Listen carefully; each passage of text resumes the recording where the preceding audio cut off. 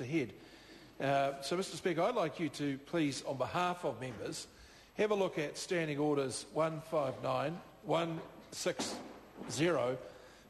and 161 and 162.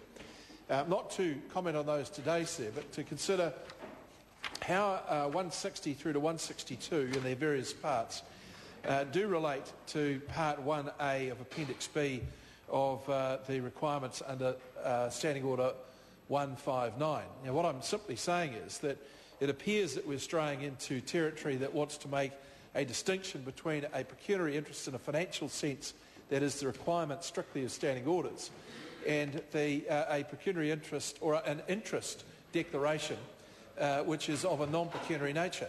And I think that's causing quite some difficulty for some members. It certainly will cause a lot of difficulty for all members in the future if in fact the difference between what is essentially an interest in a broad sense and a financial interest whereby there is pecuniary advantage to a member is not clearly sorted out. It would seem that the registrar has failed members in this regard because there is no ruling. It would seem further, sir, from the strength of the standing orders that in the end it's the Speaker who rules on these matters. So I'd ask you to give it some consideration and perhaps come back to the House to define that difference between an interest and a pecuniary interest. I'll hear the honourable member briefly. Mr Speaker, I think it would be valuable if you did do that, but sir, I think as you do it, it would be good for you to look at the ruling that Dame Margaret has made in the case of Mr Finlayson, where she made it clear that the words "declare all directorships" mean that one must declare all directorships. I hear the honourable members, and I appreciate the member raised by the issue raised by the Honourable Jerry Brownlee, because I think there are grounds for uncertainty here, because the standing order relates to declaring pecuniary interests, and that's the point the Honourable Jerry Brownlee is making.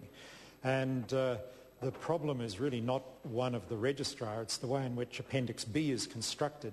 And it's a matter that I think we may well need to look at again. So what I'd suggest to members I'd like to do on the matter is I'm not sure the Speaker should rule on the matter on my own. I think the matter maybe needs to be referred back to the Standing Orders Committee at some stage. I think in the meantime members need to, insofar as is possible, comply with the recommendation made by the Registrar of Pecuniary Interests. But we do need for the future, I think, to make sure the standing orders are more clear on what is required, because I think there are reasonable grounds for uncertainty where we have a register of pecuniary interests, and it seems that members are also required to register matters that are not pecuniary interests, and that would be my way of handling it. I think rather than the Speaker trying to sort it out on my own, I think it's a matter that does need reference back to the Standing Orders Committee. I thank honourable members. If we could go on to question number 11, Te Ororo Flavel.